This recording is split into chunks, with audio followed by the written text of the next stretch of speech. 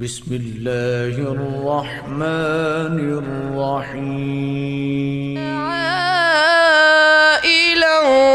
فأغنى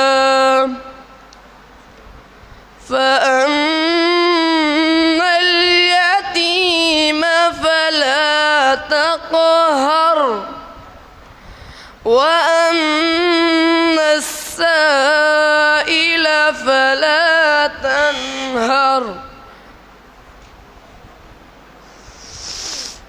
ووجدك عائلا فأغنى فأما اليتيم فلا تقهر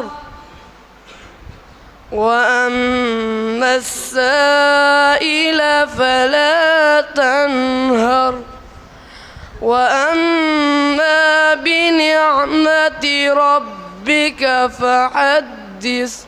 صدق الله العظيم.